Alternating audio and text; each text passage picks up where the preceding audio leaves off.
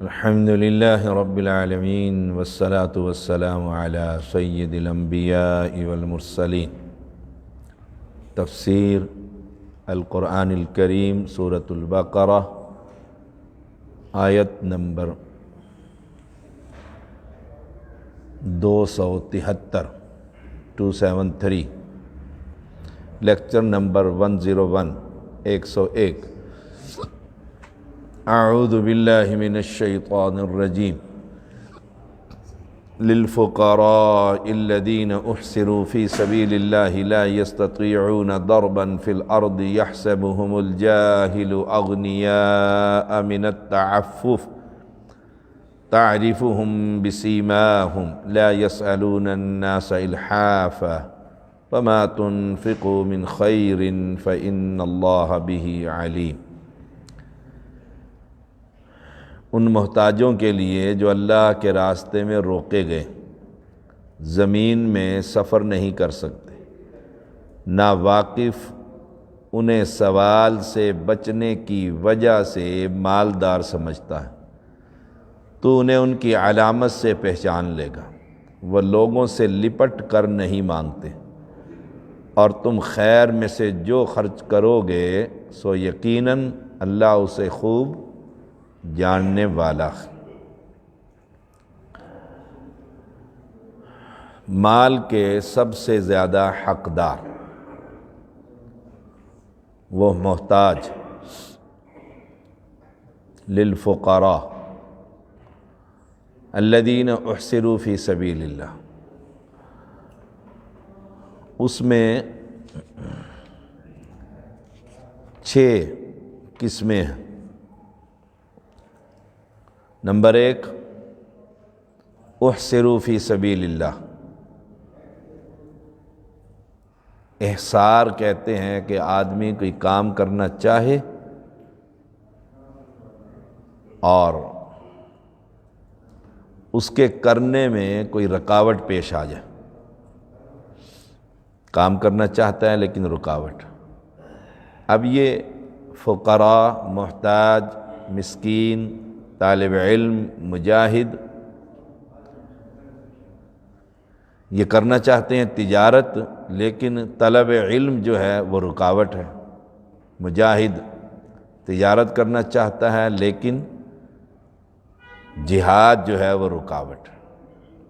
اسے کہتے ہیں احصار۔ جو لوگوں کے لیے دین سیکھنے کے لیے، پھر لوگوں کو سکھانے کے لیے، جہاد کرنے کے لیے، بستی والوں کی مدد کرنے کے لیے جو گھروں سے نکلتے ہیں، جہاد اور علم نے انہیں کمائی سے روک دیا۔ احصروا فی سبیل اللہ، جو اللہ کے راستے سے روکے گئے۔ لقمان ان کو منع کرو، دونوں کو۔ جو اللہ کے راستے سے روکے گئے، اللہ کا راستہ سارا ہی، جہاد بھی، علم بھی، مسجد کی تعمیر بھی، کوئی بھی نیکی کا کام جس کے راستے میں آپ نکلیں وہ فی سبیل اللہ۔ نمبر 2، لا یستطیعون ضربا فی الارض، وہ زمین میں چلنے پھرنے کی استطاعت نہیں رکھتے، سفر نہیں کر سکتے۔ ایک مدرسے میں بیٹھے ہیں تو پڑھ رہے ہیں، مہینے بعد، 2 مہینے بعد، 3 مہینے بعد جب چھٹی ہوگی تو سیدھا اپنے ماں باپ کی گود میں گھر جانا ہوگا۔ تجارت کرنے کے لیے وہ سفر نہیں کر سکتے۔ لا یستطیعون ضربا فی الارض۔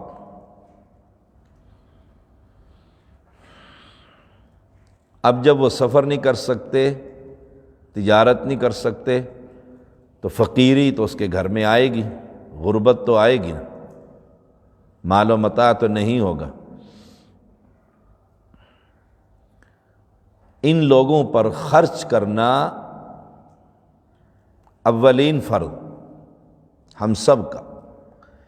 ان لوگوں کی ہمہ قسم کی ضرورت کا خیال رکھنا، یہ ہماری ذمہ داری۔ نمبر 3، یحسبہم الجاہل اغنیاء من التعفف، نادان، جاہل کا یہاں ترجمہ کریں گے نادان۔ نادان گمان کرتا ہے ان کے عدم سوال کی وجہ سے کہ ان کے پاس تو بڑا پیسہ ہے، یہ تو بڑے غنی ہیں، خودداری انہیں سوال نہیں کرنے دیتی، فقیری میں ہی ساری زندگی گزار دیتے ہیں، فقیری میں ایک سوٹ میں ہی ساری زندگی گزار دیتے ہیں، ایک شلوار میں ہی گزار دیتے ہیں، قمیض نہیں ہے اوپر کھیس اوڑا ہوا ہے۔ دیکھیں سبحان اللہ، اور کسی سے سوال نہیں کرتے، مانگتے نہیں کہ دین پر حرف نہ آئے۔ وہ ایک تابعی گئے نا ایک دکاندار سے چیز لینے کے لیے، دوسرا آدمی اسے جانتا تھا کہ یہ بڑا نیک شخص ہے ہمارا، اس نے کہا خیال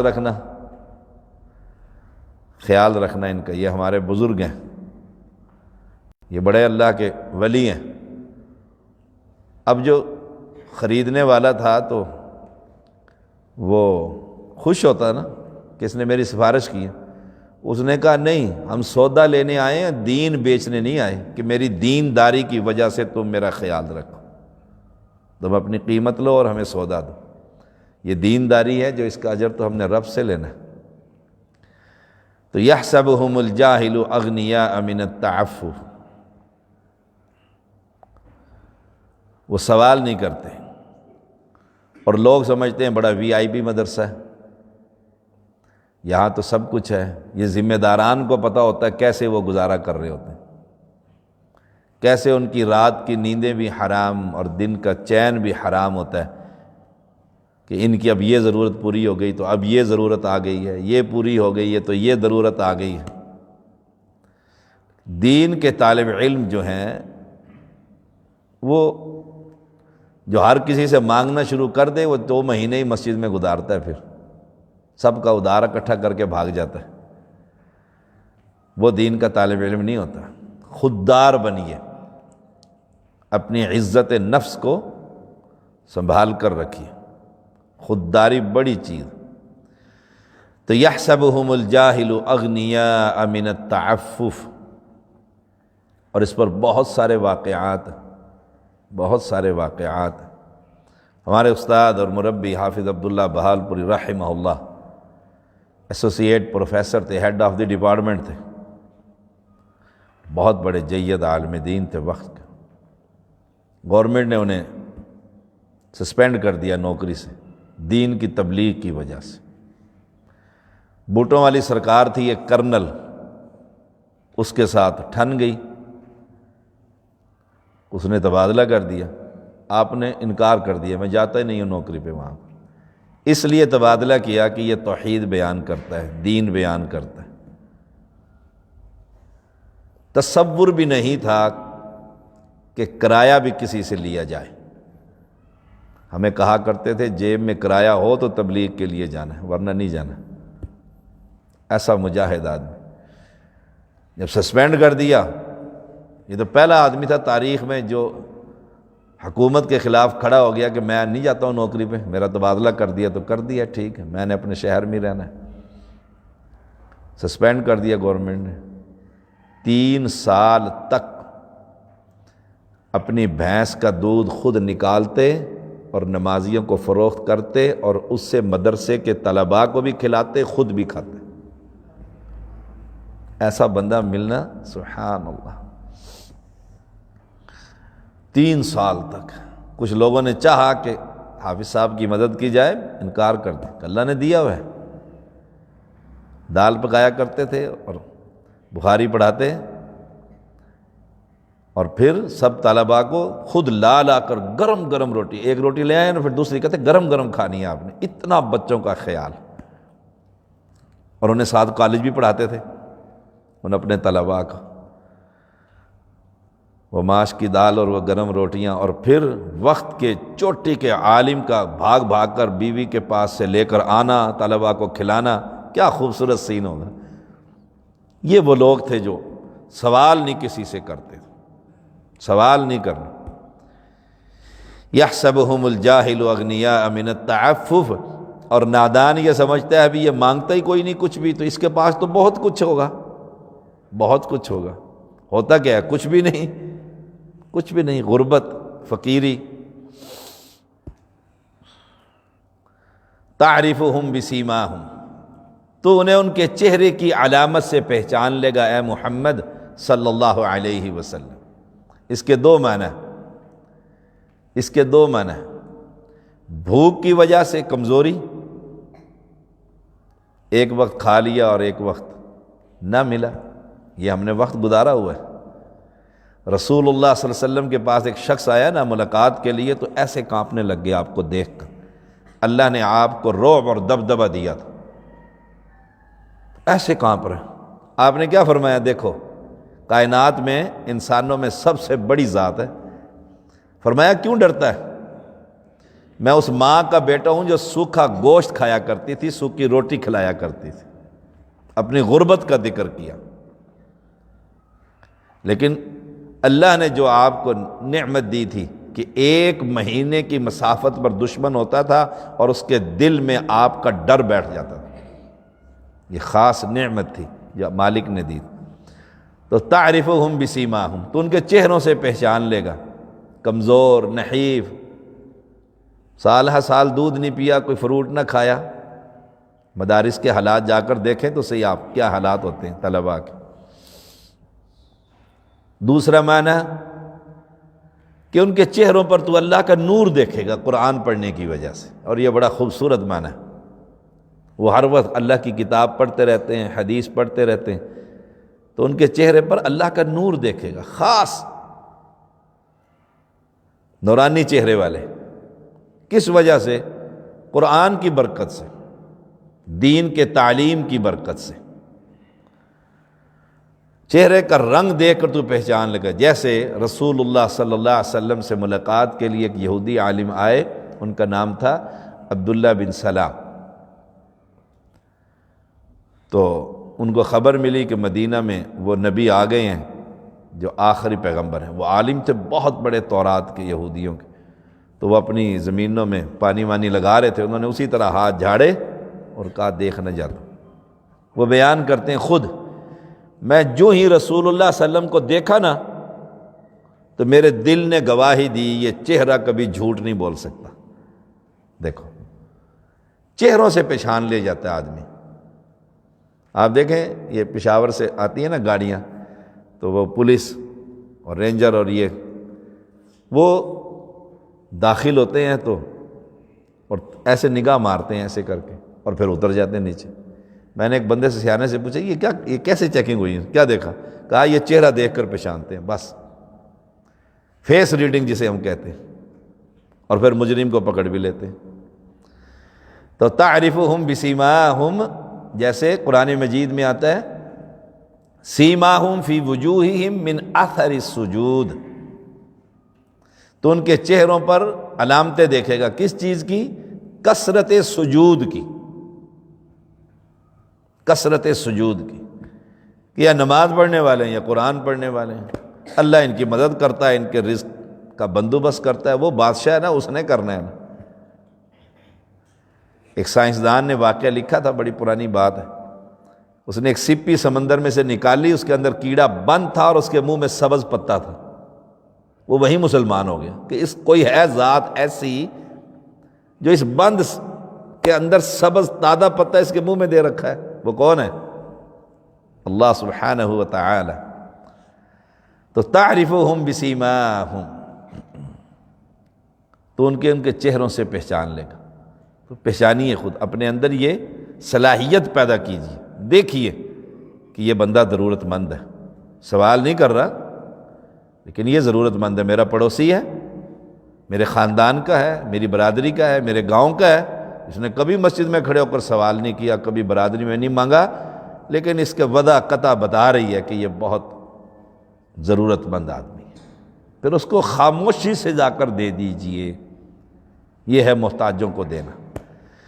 اور ان کی چھٹی جو صفت ہے لا یسألون الناس الحافا، یہ لوگوں سے چمٹ کر نہیں مانگتے، لوگوں سے چمٹ کر نہیں مانگتے کہ پیچھے پڑ گئے ہیں اس کے. یہ ان کی صفت بر توجہ دلا دی کہ دیکھیں یہ ادارہ ہے، یہ ٹرسٹ ہے، اس کے تحت اتنے مدارس ہیں، اتنے مساجد ہیں، اس میں اتنے طلباء ہیں، اتنی طالبات ہیں. توجہ دلا دی ان کی. اب جی آپ کو کہا تھا جی کچھ مدد کر دیں، صبح شام وہ مسجد ہی چھوڑ جائے نمازی، وہ مسجد ہی چھوڑ جائے. اور حالات ہی ایسے ہو گئے کہ پتہ لگ جائے یہ بندہ 10 روپے دینے والا ہے تو وہ بلیک لسٹ ہی کر دیتے ہیں مانگنے والے اس کو، اور بیچارہ وہ مسجد چھوڑ جاتا ہے، گھر میں چھپ جاتا ہے کہ کس کس کو دوں اور کس کو نہ. میں ذمہ داروں سے بھی کہوں گا، آج یہ لائیو چل رہی ہے میری ویڈیو، جتنے مدارس ہیں دنیا کے اندر اور ان کے ذمہ داران ہیں، چمٹ کر کسی سے سوال نہ کریں.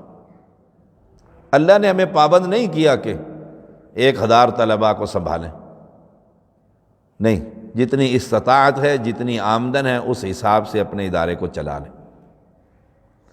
ایک مرتبہ ایک گلگت کے علاقے میں، گلیات میں ایک علاقے میں گئے ایک عالم دین. جب وہ اترے نا تو کلاس ساری غائب تھی، کلاس ساری غائب. پوچھا یہاں مدرسہ تھا؟ اس نے کہا جی سب بچے گئے ہوئے. کدھر گئے ہوئے؟ اب وہ بتائے نا ذمہ دار جو تھا کدھر گئے ہوئے. آخر مجبور کہ اس نے کہا جی مانگنے گئے ہوئے ہیں، بسوں کے اڈے پر انہوں نے سنبھالی ہوئی ہیں باکس اور چندہ چاہیے. وہ انہوں نے ان کے سمجھایا اس بزرگ کو کہ اللہ کے بندے تجھے اللہ نے مکلف کیا ہے، ان کو فقیر کیوں بناتا ہے؟ ان کی عزت نفس اتنی مجروح کر دے کہ وہ ساری عمر مانگتے رہیں اور ان کے عزت ہی ختم ہو جائے. جس نے کل نبی کے مصلی پر کھڑا ہونا ہے اس کی یہ تربیت تم کر رہے ہیں. لا یسألون الناس الحافا. نہ خود ایسا بنیے نہ اپنے طلباء کو ایسا بنائیے. نہیں ہے استطاعت تو بند کر دیجئے، ادارے بند کر دیجئے. فقیر نہ بنائیے، پروفیشنل بیگر نہ بنائیے ان کو. اور نمبر 2 وہ جہادی تنظیمیں. اب تو سارا ختم ہی ہو گیا یہ ایجنسیوں کا کھیل. میں نے فیصل آباد میں دیکھا 12 15 سال کے لڑکے، اور انہوں نے جیکٹیں پہنی ہوئی جہادی تنظیموں کی، ہر گاڑی پر رک کر جی چندہ دیجئے جہاد کے لیے. فقیر بنا دی ان ظالموں نے، عزت نفس ہی ختم کر دی. ایسے کرائے کے لوگ رکھے انہوں نے تنخواہوں پر پوری دنیا کے اندر کہ 40% تمہارا اور 60% ہمارا. ایسے ہی مسجدوں کے یہ سفیر حضرات، معذرت کے ساتھ، ان کا عقیدہ کیا ہوتا ہے، ایمان کیا ہوتا ہے؟ مسجد بنے یا نہ بنے، 100 روپے اگر کسی نے دے دیے 40 تو میری جیب میں جائیں گے، 60 میں رسید کاٹنے والے کے گھر دے دوں گا جس کی رسید ہے. اسلام اس کی اجازت نہیں دیتا. آپ تنخواہ مقرر کیجئے، لیجئے، لیکن کوئی للہیت، کوئی خشیت، کوئی اللہ کا ڈر، کوئی اللہ کا خوف، ان طلباء کی وہ تربیت نہ کیجئے کہ یہ بھکاری بن جائے. یہ رسول اللہ صلی اللہ علیہ وسلم کے دین کے وارث ہیں، اور وارثوں کی یہ حالت مت ہونے دیں. یہ ہماری بھی ذمہ داری.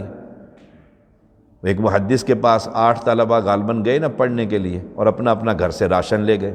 پہلے کہاں مدرسوں میں کھانے پکتے ہوتے تھے. اللہ اکبر. عرب ریاست کا یہ واقعہ ہے.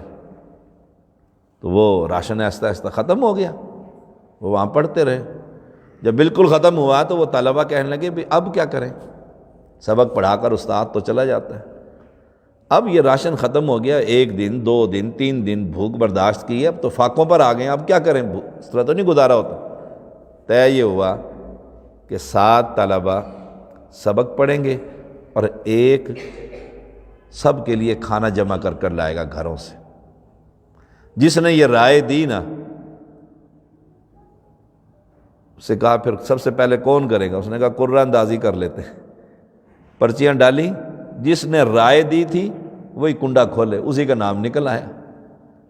صبح ہوئی، حدیث پڑھی، استاد محترم چلے گئے، اسے کہا چلو بھی اٹھو حماد، جاؤ اور مانگ کر لاؤ کھانا تاکہ ہم کھانا کھا سکیں۔ پہلے لوگوں کے، آپ کو اگر یاد ہو بزرگوں کو تاریخ میں، پہلے لوگوں کے گھروں سے طلباء کھانے لگے ہوتے تھے، جس بچے کا کھانا میرے ذمہ، ایک شخص نے کہہ دیا، وہ باقاعدگی سے وہاں جاتا تھا اور کھاتا تھا، وہاں سے لاتا بھی تھا اور کھاتا بھی تھا۔